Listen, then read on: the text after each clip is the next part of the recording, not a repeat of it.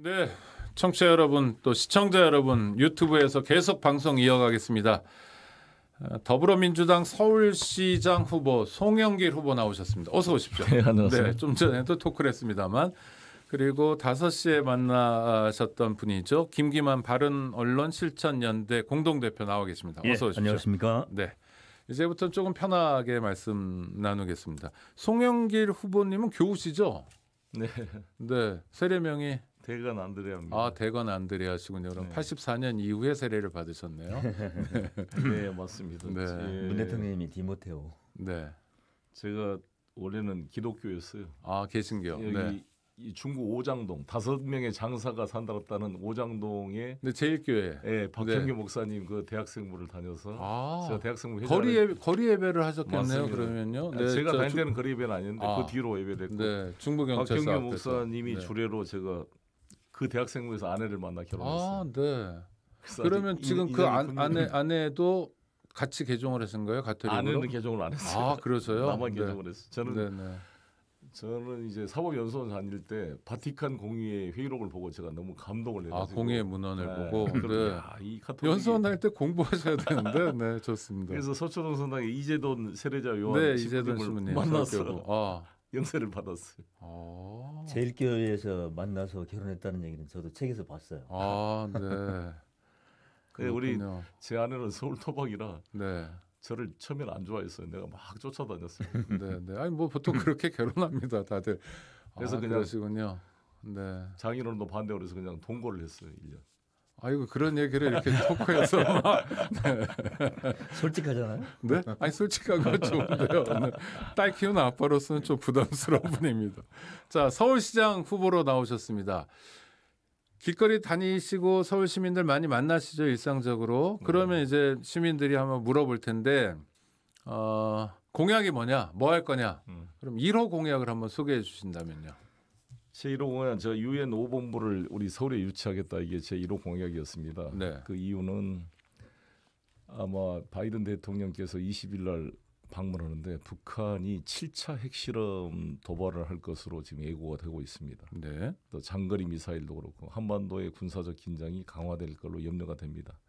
특히 윤석열 정부에서 선제 타격, 뭐 주적 논란들이 되면서 남북관계 악화될 걸로 보는데 그런 것뿐만 아니라 항구적인 평화 달성을 위해서 유엔 본부가 서울에 오게 되면 남북 간의 긴장을 완화시키고 평화를 보장하는 중요한 매개가 될 거라는 거고 2만 개 국제관계 일자리가 만들어져서 우리 서울의 수도권의 청소년들에게 큰 국제기구에 일할 기회가 주어지고 마이스 산업과 금융산업이 발전하게 되고 또 유엔 그 직원이 오게 되면 그들 자녀들 교육을 위한 국제학계와 유엔 평화대학을 같이 유치해서 우리 서울 이 수도권 우리 청년들이 글로벌 수준의 교육을 받을 수 있는 기회가 만들어질 것이다. 제가 이렇게 이 생각합니다. 얘기를 네. 송 후보님께서 계속 하셨으니까 네. 잠깐 보완을 네, 해드리자면 네, 좋습니다. 제가 뭐 프랑스 파리 특파원 출신이기 때문에 이걸 좀 아는데 유엔 본부는 지금 아시다시피 뉴욕이 첫 번째 본부고요. 네, 뭐 스위스 뭐 제네바에도 제네바가 있죠. 제2본부고 네, 제3본부는 오스트리아 비인입니다. 네,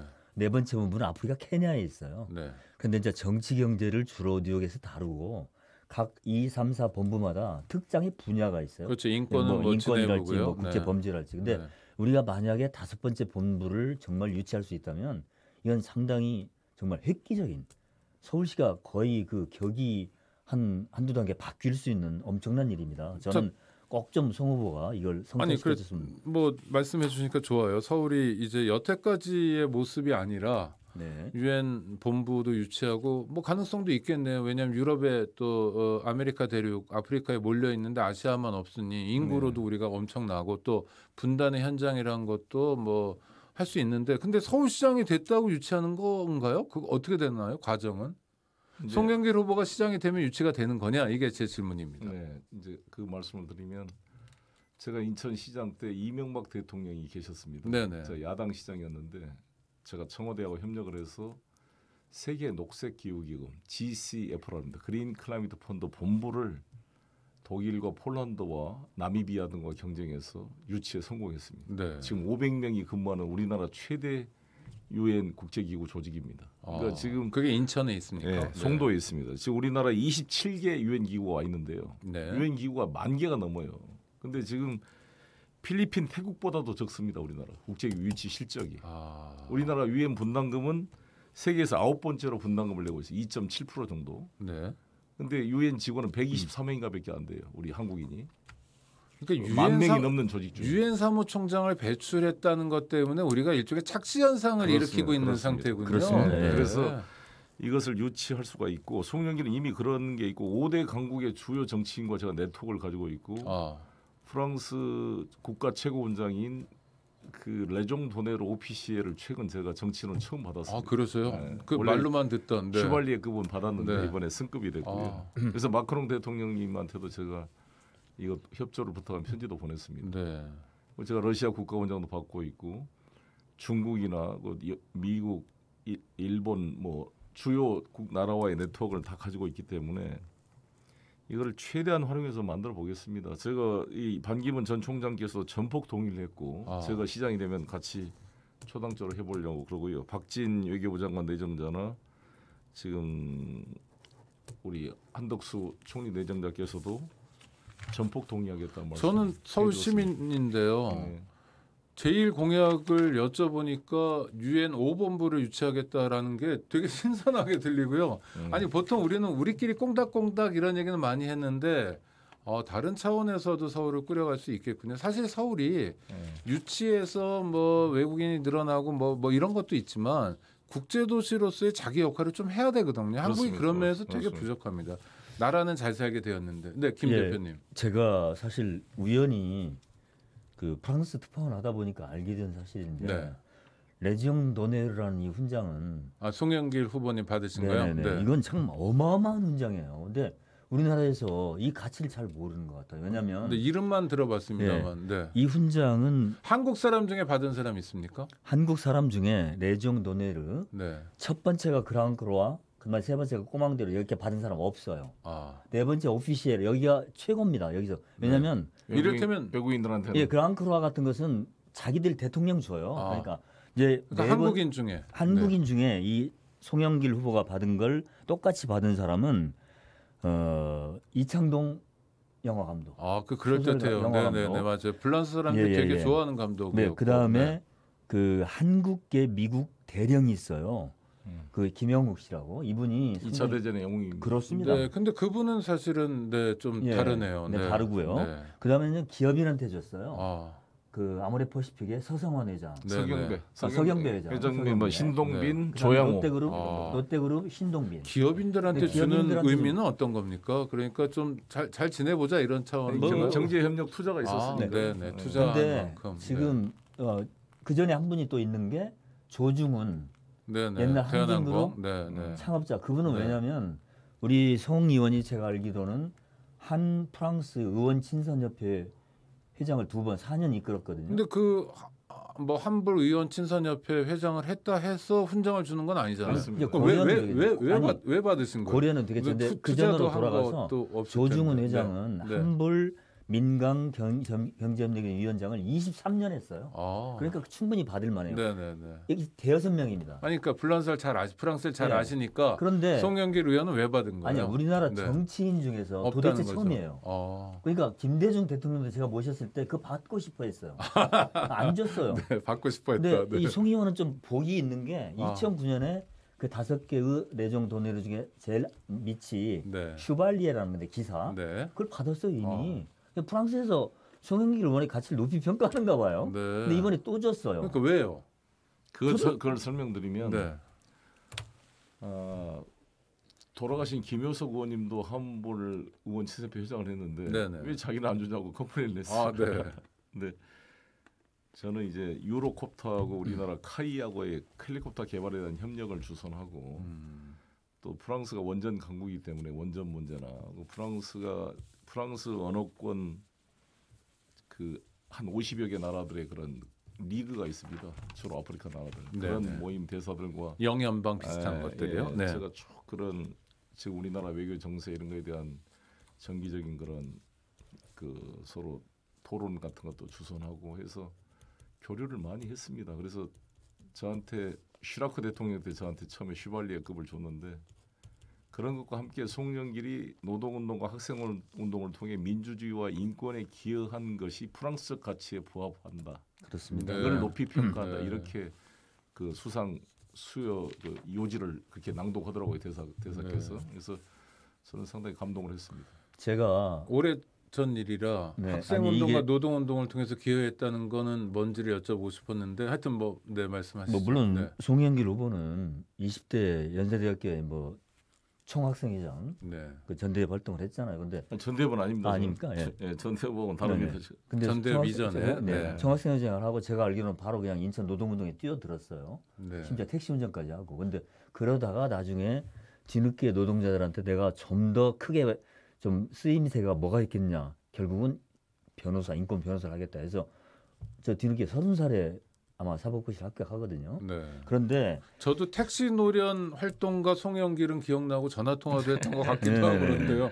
맞죠? 택시 예, 노련에서 예. 그러니까 택시 노동자들의 네. 노동운동체에서 예. 활동을 하셨던 거죠. 예, 예. 어. 우리 지금 이 유튜브를 네. 들으시는 분들이 전혀 모르시기 때문에 제가 네, 좀 그러니까 말씀을 옛날 드리자면 일이라서. 아니 네. 그뿐만 아니라 네. 도대체 이 내정 돈으로 훈장을 받은 아, 걸 네. 언론이 보도를 안 했어요. 아. 한 줄도. 그래서 제가 4월 27일 날 받았거든요. 4월 27일. 그러니까 올해 4월 27일이요? 네, 바로 얼마 안 며칠 됐네요. 전에. 네, 네. 그런데 제가 아이고 선거 앞두고 주면 되게 기분 아니, 좋은 근데 일인데 제가 선거에 도움이 안 되는 프랑스 특파원 출신이니까 관심이 있어서 그 다음 날 신문을 다 찾아봤어요. 네. 한 줄도 안 나요. 그렇습니다. 이상하다. 근데 지금 제가 한번 이름을 댈 테니까 이분들이 어떨 것 같아요. 정명훈 지휘자. 네. 우리나라 대표적인 그렇죠. 세계 명성을 네, 네. 이건희 회장 고 네. 뭐 삼성그룹의 네. 영화감독 임권택 그다음에 유엔 사무총장 판기문 네. 교보 회장 신창재 이런 분들이 다 우리나라 대표할 만한 분들이죠. 뭐 어떤 면에서 이분들이 그렇죠? 레지옹 도네르 슈발리에 받은 분들입니다. 송영길 후보의 밑에급 예전에 2007년 17년인가 7년에 받았다는 그거 아, 2009년. 2009년에 근데 받았다는 이분들이 거. 받을 때마다 신문에 네. 대문짝만하게 기사가 났어요. 삼성그룹 회장이 받으시면 대문짝하게 날 만하지. 근데 왜 송영길이 받은 광고 거 까라본 쓰니까. 거죠? 왜 저한테 그러십니까? 아니 저는 그래서 사실 아, 바른 네. 언론 실천연대의 대표로서 분노했어요. 그래서 글을 썼어요. 페북에. 네네. 대한민국 언론을 페이스북에. 나는 불어를 이용해서 자큐즈 고발한다. 아, 에밀 졸라가 네, 드레투스테이의 네, 그 억울함을 네. 풀어주듯이 네. 대한민국 언론의 가치 기준은 어디에 있느냐. 어떤 것이 기사의 기준이냐. 예를 들어 뉴욕타임즈처럼 all the news that fits to 아니 print. 그런데 또 제가 삐딱하게 얘기하는 거 아니고 외국 훈장이 뭐 능사만은 아니니까요. 아니, 네. 근데 그러나 다른 분들의 사례에 사회자님 비춰보면 보시면 네. 제가 지금 이름을 댄 내정 돈으로 훈장 수여자는 단 한 번도 예외 없이 기사가 다 났어요. 네, 네. 그러면 정치인이라 손해 봤군요. 아니 그럼. 제가 네. 추측컨대 아마 네. 선거 국면이고 뭐 한 후보를 이렇게 좀 뭐 이렇게 올려주는 듯한 기사에 조금 주저한 것 같은데 그건 온당치 않아요. 네, 네. 그래서 지금 오세훈 괜찮습니다. 후보가 네. 서울시장으로서 괜찮다고 국민성을 말하지만 받으면- 표정도 괜찮은지고. 아 저는 이거 온당치 네. 않다고 봐요. 아, 네. 아니, 대한민국 언론에 좋습니다. 제가 선배로서 고발한다고 그랬어요. 네. 당신들의 가치 기준은 뭐냐? 기사 판단의 기준은 뭐냐? 없다. 자기 멋대로다. 좋습니다. 하여튼 그건 잘못된 거죠. 굉장히 중요한 훈장을 그러면요. 네. 받을 정도로 국제적 역량이 대한민국 있고 그래서 정치의 자랑입니다. 네, 네. 그래서 서울시장이 되면 유엔 제5본부를 유치하겠다는 게 그냥 공상이 아니라 매우 구체적인 실현 가능성이 있다 이렇게 말씀하시는 것 같고 좋습니다. 그리고요 하나만 더. 네. 자, 서울시장이 되면 제2 공약을 뭐로 부동산입니다. 내세우세요? 부동산. 네? 부동산. 부동산은 어떻게 하실 겁니까? 부동산은 세제를 완화시키고 공급을 확대하고 네. 금융을 지원한다. 이 세 가지를 동시에 추진할 것인데요. 가장 큰 핵심은 세제 완화는 국회의 동의가 있어야 법을 개정할 수 있기 때문에 야당이지만 170석의 민주당의 도움이 필요하고 네. 당대표 출신 제가 시장이 된다면 당정 협의를 통해서 이걸 풀어내겠다는 말씀을 드리고요. 일단 제가 그거는 현실 가능성이 높네요. 그렇습니다. 송영길 후보가 일단 되면. 종부세부터 1인 일가구 종부세를 폐지하겠다 이런 제가 공약을 아, 했고요. 그렇습니까? 예. 근데 보유세는 좀 있어야 되는 거 아니냐? 보유세는 민주당 지지자들 아니, 입장에서는 그러니까 그건 다가구는 있으니까. 네. 왜냐하면 4조 5천억의 총 종부세 세입 중에 1인 1주택 종부세는 1,500억, 2.4%에 불과합니다. 아, 이걸 가지고 이렇게 공격을 받을 이유가 뭐가 있습니까? 한 네, 주택이는. 네. 종부세다운 종부세를 걷고 초고가 나머지는 주택은 네. 빼고 어더라도 사실상 폐장이 그러고요. 이제 공급 확대는 재개발 재건축 활성화와 함께 용적률 500% 인상 여러 가지 대안, 제가 내곡동에 2만 호, 구룡마을에 12,000호 이런 공급 대책을 지금 제시하고 있습니다. 근데 이제 이 공급 대책과 함께 금융 대책 왜 필요하냐면 아무리 공급을 하더라도 우리 서민과 청년들은 LTV를 안 풀어주고 돈이 없기 때문에 자금 지원이 안 되면 남의 그림의 잔치죠. 떡입니다. 네, 네. 그냥 현금 부자들이 줍줍해서 가져가는 거죠. 그럼요. 이것을 저는 송영길의 누구나 보증 시스템으로 집값의 10%만 있으면 자기 집처럼 10년 동안 저렴하게 살다가 최초의 분양 가격으로 집을 살 수 있는 권리를 부여하는 획기적 시스템을 마련했습니다. 그거는 개발을 누가 합니까? 그럼 네? SH를 통해서 그렇습니다. 하겠다는 SH 겁니까? 통해서 할 겁니다. 네. 그리고 집값을 내가 임대에 살더라도 언제든지 최초의 분양 가격으로 살 권리를 가지고 있으면 집값이 오르더라도 걱정이 없잖아요. 그렇지 않겠습니까? 물론 그렇죠. 예. 네. 그 시스템을 이미 지금 인천에서 시작을 했습니다. 근데 공급 확대를 말씀하시면 서울은 지금 봐도 그냥 아파트밖에 안 보이는데 용적률을 그렇게 올려주시면 네. 서울이 이상한 괴물 도시가 되는 거 아니냐 이런 걱정도 있을 것 거기에 같은데요. 맞게 다 구조를 만들 준비가 돼 있고요. 앞으로 네. 이제 UAM이 일반화되기 때문에 새로운 모빌리티 서비스에 맞게 그게 만들어내야 됩니다. 네, 알겠습니다. 자, 다시 윤석열 정부로 좀 오면 하여튼 아까 미신 아니면 좀 이해가 안 되는데 덕담을 한마디 해주시면 어떠세요? 오늘 시작하니까. 네, 윤석열 우리 정부가 잘 되기를 바라고 다시 한번 축하를 드립니다. 윤석열 네. 대통령께. 그런데 우리 윤석열 대통령께서도 검찰총장 시절에 살아있는 권력에 대해서 상당히 많이 견제하고 비판하고 실제 청와대도 압수수색하고 대통령 권력에 칼을 끝을 들이대서 인기를 얻어서 대통령이 된 거잖아요. 반세익이 있었죠. 네. 그러면 항상 그때의 심정으로 반면 교사로 삼아서 권력에 대한 속성을 이해하고 견제 균형과 소수자의 배려 이거를 해야 된다고 봅니다. 근데 똑같이 따라서 해버리면 조국 장관을 그렇게 가족 전체를 정말 폐가망신할 정도로 수사를 했던 그 기준이 지금 한동훈 내정자나 정호영 내정자나 자신들의 내부에 과연 적용되는가에 대한 의문을 제기한 분들이 있잖아요. 네. 이런 것을 잘 보지 않으면 그냥 권력은 금방 갑니다. 제가 국회의원 벌써 5선 해왔다 보니까 한 5번을 대통령 취임식 공사하는 현장을 국회에서 왔다 갔다 했어요. 네네. 이번에도 이번에 그랬겠네요. 또 공사하구나. 단 쌓고. 네. 또 공사구나. 네. 금방 지나갑니다. 그래서 유승민 의원이 이번에 김은혜 의원한테 경선에 지고 나서 페북에 올린 글을 참 의미심장했습니다. 네. 세상은 돌고 돈다. 저는 그 송영길 전 당대표가 네. 대선 패배를 책임지고 즉각 당일에 사표를 내는 걸 보고 그거는 참 책임 있는 정치. 원래 그래야 되는 거 아닌가요? 물론 그래야 되지만 네. 윤호중이랄지 다른 사람도 하나도 사표 안 냈잖아요. 근데 누구랑 그런 걸 비교하니까 좀 달라 네, 보이는. 달라 보이죠. 윤호중 씨는 원내대표였죠. 예, 예. 네, 네. 뭐탑 2가 완투죠. 근데 네, 한 네. 사람만 책임졌죠. 근데 네. 어떻든 그 전에는 이제 22대 총선 불출마를 선언한 걸 보고 저는 네. 상당히 사실 감동을 받았어요. 근데 아, 그런 측면에서 보면 어제 그제 그 이재명 후보가 이제 개항해서 출마하면서 네. 상당히 강하게 얘기를 했더라고요. 상식적인 사람은 적반하장 이런 거 안 합니다. 그러니까 윤석열을 향한 거예요. 그리고 그렇죠. 뭐 내 오물이 더덕더덕 붙어 네네. 있다 이런 오물이 표현도 약간 그리고 내 세더라고요. 발등을 이렇게 찌우려고 네, 하다가 네, 네. 자기들 발등에 피 날 겁니다. 이러고 네, 네. 굉장히 강력하게 얘기를 했는데 저는 그 신문에서만 쭉 본 얘기인데 송영길 후보가 상당히 각을 세우면서도 굉장히 좀 적확하게 그리고 부드럽게 얘기를 하더라. 네. 뭐냐면 이런 얘기를 했던 것이 기억이 나요. 결국은 나를 불러낸 것은 윤석열이다. 이게 제2의 대선의 연장전이다. 네, 아까 처음에 굉장히 그런 그 말씀하셨습니다. 아주 강한 네. 얘기죠. 근데 네. 그다음에 뭐라고 그랬냐면 송영길의 승리가 윤석열 정부의 붕괴를 막는 백신 예방 주사다. 이거 굉장히 멋진 말 아니에요? 그러네요. 네네. 네. 이거 아주 건강한 내가 그 어떤 항체로서 작용을 해주겠다. 네. 국무회의도- 국무회의 가서 얼굴 보여주면서 이건 제가 볼 때 굉장히 네. 어록이 될 만한 소화는 멋진. 잘 안 될지 모르지만 좋습니다. 네. 자, 이제 시간이 진짜 너무 없어서 마지막 질문인데 오세훈 시장은 서울시장을 몇 번 하시고 또 쉬었다가 10년 정도 쉬었다가 하시고 이제 4선인데요. 오세훈이 아니라 송영길이어야 한다. 그런 걸 그냥 길거리에서 서울 시민들이 물어보잖아요. 유력 후보 두 분 중에 한 분일 테니까 뭐라고 말씀하시겠어요? 송영길은 연대 상대 경영학과 출신입니다. 부도 위기에 인천을 구했습니다. 인천의 산업의 패러다임을 바꿨다고 생각합니다. 네. 그래서 FDI 1등을 했고 삼성 FDI가 뭡니까? 포린 디렉트 인베스트먼트 네. 외국인 해외 직접 직접 투자를 투자. 제가 네. 경기 서울을 이기고 직접 1등을 투자. 했습니다. 네. 당시에.